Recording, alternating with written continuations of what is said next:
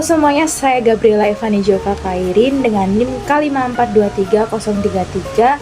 Saya mahasiswi Pendidikan Geografi Universitas 11 Maret. Hari ini saya akan menyampaikan tentang definisi dari pendidikan inklusi dan juga perannya di Indonesia. Untuk itu simak video selanjutnya ya. Kali ini saya akan menjelaskan tentang pendidikan inklusi di Indonesia yang mencakup pengertian, definisi, serta peran pendidikan inklusi di Indonesia. Yang pertama, hari ini saya akan menjelaskan tentang pengertian pendidikan inklusi. Pendidikan inklusi di Indonesia merupakan pendekatan pendidikan yang memberikan kesempatan kepada semua anak, termasuk anak-anak dengan berkebutuhan khusus, untuk belajar bersama di lingkungan sekolah yang reguler. Tujuannya adalah untuk menciptakan sistem pendidikan yang ramah, adil, dan tidak diskriminatif. Di Indonesia sendiri, hanya sekitar 35% sekolah yang menyelenggarakan pendidikan inklusi, sedangkan sekitar 65%-nya sekolah lain belum memenuhi standar penyelenggaraan inklusi di dalam hal SDM, fasilitas, dan kurikulumnya.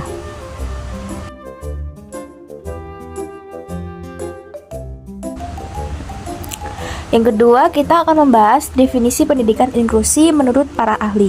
Yang pertama, dari UNESCO tahun 2009. Pendidikan inklusi adalah proses dalam mengatasi dan menganggapi keberagaman kebutuhan semua peserta didik melalui peningkatan partisipasi dalam belajar, budaya, dan komunitas serta mengurangi eksklusi di dalam dan dari pendidikan.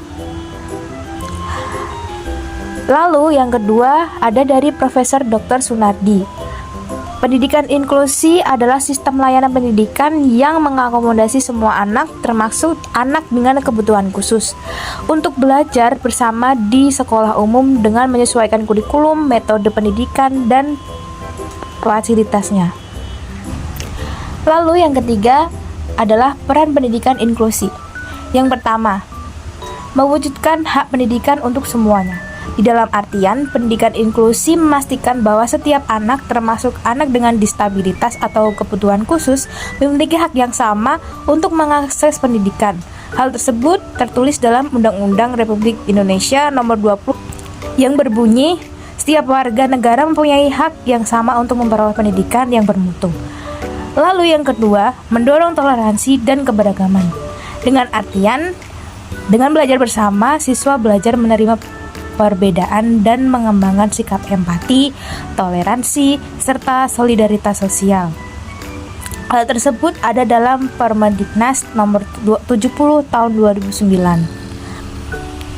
Lalu yang terakhir adalah mengembangkan potensi semua siswa. Pendidikan inklusi mendukung semua siswa untuk berkembang sesuai kemampuan masing-masing melalui pendekatan pembelajaran yang fleksibel dan adaptif, mengembangkan potensi semua siswa, dan meningkatkan kualitas pendidikan nasional. Hal tersebut ada dalam Direktorat Pembinaan Pendidikan Khusus dan Layanan Khusus Kemendikbud tahun 2020.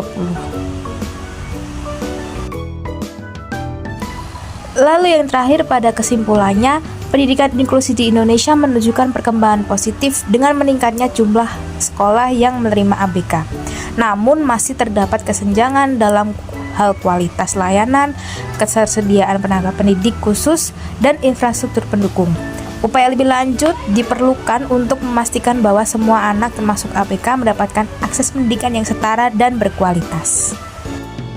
Nah, dengan adanya penjelasan tadi, kita akan lebih paham apa itu definisi dari pendidikan inklusi sekaligus dengan peran-perannya.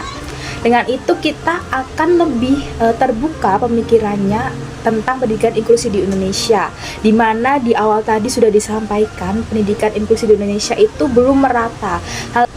Hal itu disebabkan oleh tidak meratanya SDM dan juga tenaga pendidik khusus untuk anak berkebutuhan khusus, dan juga fasilitasnya belum memadai.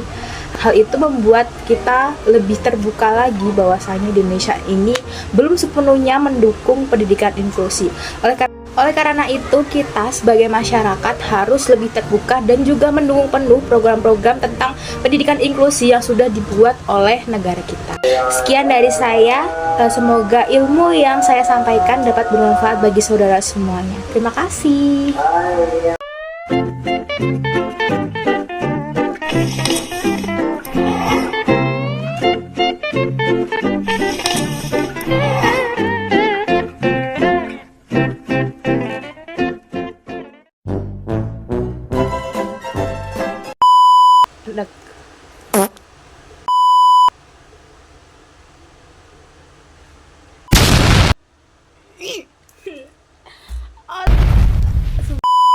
Sumpah gue kayak apa ya, kan saya Gabriela